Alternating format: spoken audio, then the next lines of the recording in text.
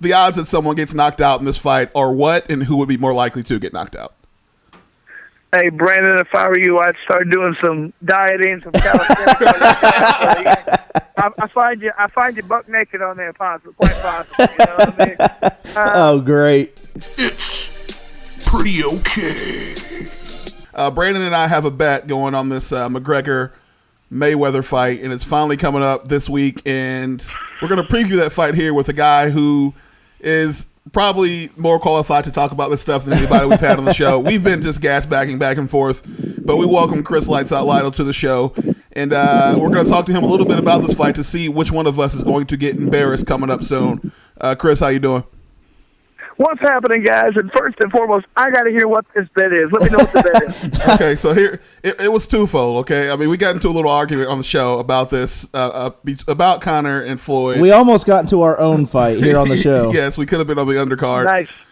So basically, I believe Mayweather is going to win the fight, and Brandon believes Conor's going to win the fight. So, well, you were very hard on his side. Don't try to pull out. I'm rooting for Conor. I don't necessarily think he's going to win. I just don't think he's going to get knocked out. So whoever loses, now there's a caveat to this bet. It's not a straight off win or lose. So I'm sure you're familiar with ESPN, the body issue, correct?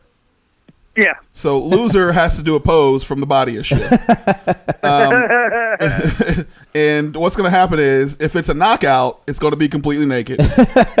And if it happens to be a decision victory for either fighter, then it will be in a man romper. I'm sure you may have seen that on the internet recently. So that is the bet.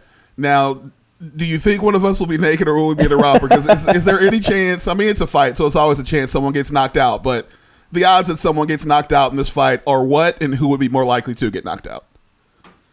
Hey, Brandon, if I were you, I'd start doing some dieting, some calisthenics.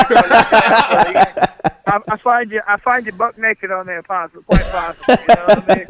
Oh, great. I mean, there's a chance that it goes a distance. Very good. There's a good chance of that. But I also think there's a very good chance. I see this fight going really one of two ways. I don't think people realize, that Floyd's got a little bit more pop in his punch than people think. And I think he kind of is going to be a little bit more open than people think. Maybe not right away, but I think he's going to land some shots in there as Floyd that Conor's not ready for. He might clip him early and he might hurt him. I don't know. Conor's pretty tough, though, and if he doesn't clip him really good early, what I see is, Floyd being very cautious for the first 3 or 4 rounds, just trying to get his timing. And eventually, I think Floyd will see everything coming from Conor being kind of 1 or 2 dimensional. And then I think Floyd starts opening up on him when Conor gets a little tired after about round 5 or 6 and kind of has a good chance of really hurting him. If Conor Floyd's able to hit him and he really can't do any damage, there's also a good chance he can just say, I'm just going to cruise control and win this fight without getting hit at all. So I see either he knocks him out in the first 2 rounds, he knocks him out at around 6 or 7, or it goes the distance. It's okay, it's okay, it's okay, it's okay, it's okay, it's okay.